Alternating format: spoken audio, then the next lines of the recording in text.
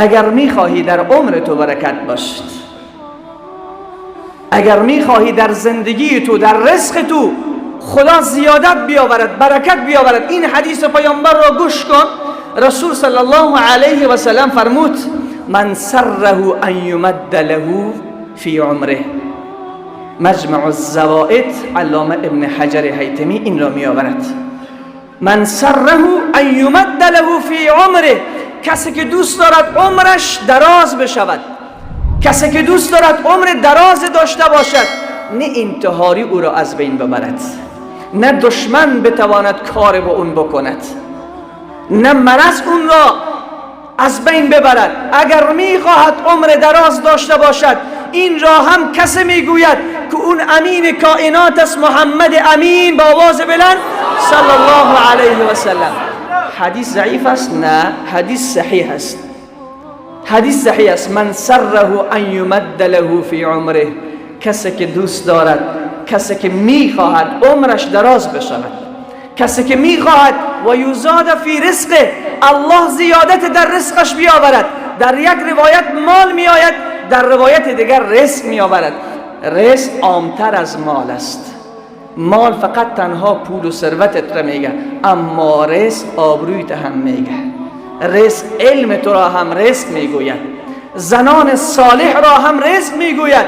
یعنی اگر کسی میخواهد که عمرش دراز بشود، اگر میخواهد که خداوند زیادت و برکت در رزقش بیاورد، یعنی آبرویش حفظ بشود، اگر میخواهد علمش کثیر بشود، اگر میخواهد زنان صالح الله نصیبش بگرداند، یکی از چیزهایی که رزق نامیده شده اون فرزند است. اگر میخواهی که فرزندان صالح داشته باشی، رسول خدا نشان میدهد رمز کامیابی را، نشان میدهد رمز این ترقی و پیشرفت را. میفرماید فلیبر بوالدیه، با پدر و مادر نیکویی بکنی.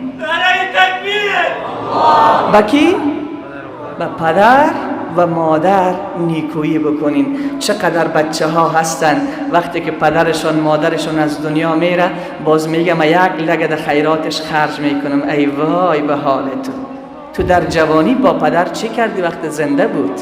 چی میکنی این گله ها و چمن ها و قصرهای را بعد از پدر و مادر؟ این خرج ها، یک لگ و دو لگ و من اسقاط میدهم، خیرات 3 میکنم، جمعه میکنم، 40 میکنم، سال میکنم.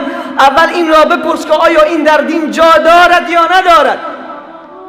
امروز بسیاری ها هستند میخواهند این گونه نشان بدهند که من پدر و مادر را دوست دارم، در حالی که پدر و مادر زنده هست، یک شکم سیری غذای درست از دست این فرزند نخورده است. زنش بهترین غذا، فرزندانش بهترین غذا، بهترین لباس همسرش میپوشد، اما یک لباس مادر 2 سال در تنش است. چند بار به مادر نگاه کردی مادر جان چی کار داری؟ مادر جان فدای تو شوم چی کار داری؟ مادر جان زندگی من در خدمت تو چی کار داری؟ ولی همسر بار بار میپرسی. اگر در یک هفته 2 تا عروسی شود، باید 2 تا لباس، بعضی ها 4 تا لباس باید برای همسر خودشان بخرن.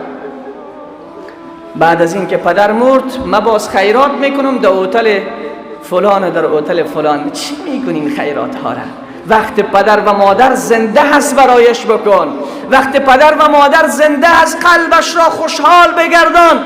وقت پدر و مادر زنده هست دستش را ببوس. وقت پدر و مادر زنده هست دلش را آرام بکن که هر لحظه به تو نگاه بکند.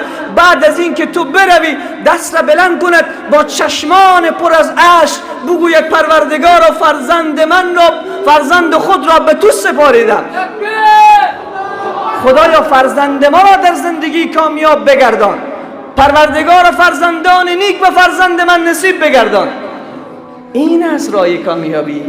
بعد از وفات پدر من خیرات میکنم.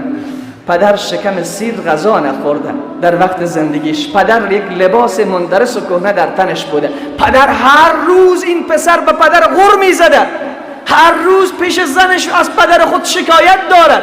هر روز میبیند که همسرش به روی پدر و مادر استاده است. این دست زیر زناق گذاشته، خود را گذاشته، نامش را مرد، و اون طرف میگوید من مسلمانم.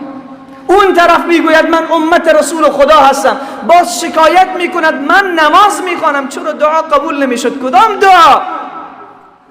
امکان ندارد. این چتر را باز کن و الا سقوط میکنیم عزیز من.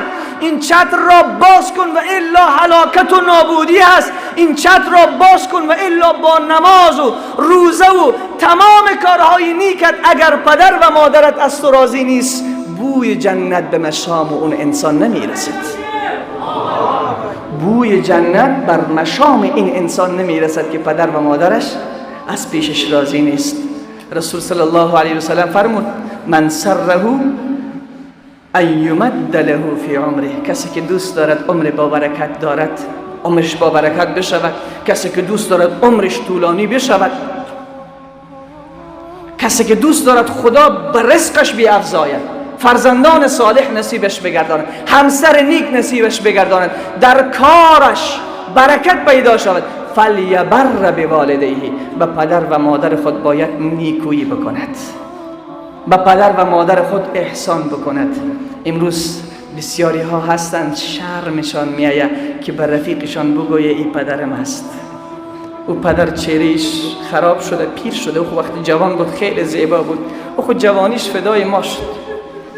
پدر ما خود جوانیش فدای زندگی ما شد، تمام شب و روز به فکر من بود.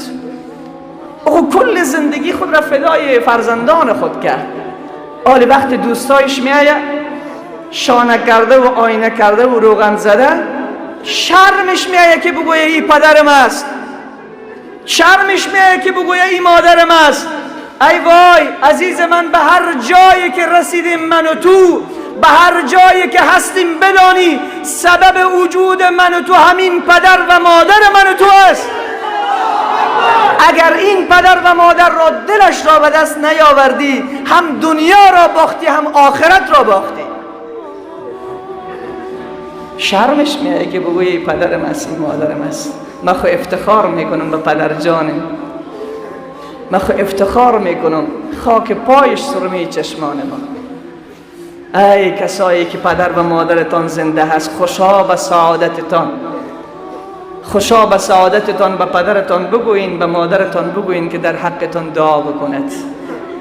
هیچ کس دعایش اون قدر کارساز نیست در این دنیا بالاتر از دعای پدر و مادر.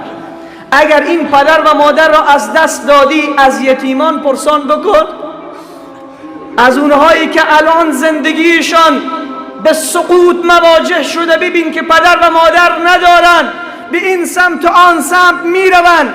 گاهی وقت زن تو را ترک میکند، فرزندان تو را ترک میکند، اما کسی که تو را ترک نمیکند اون پدر و مادرت هست. خیلی دوست داره، کل زندگیش را فدای تو میکنه.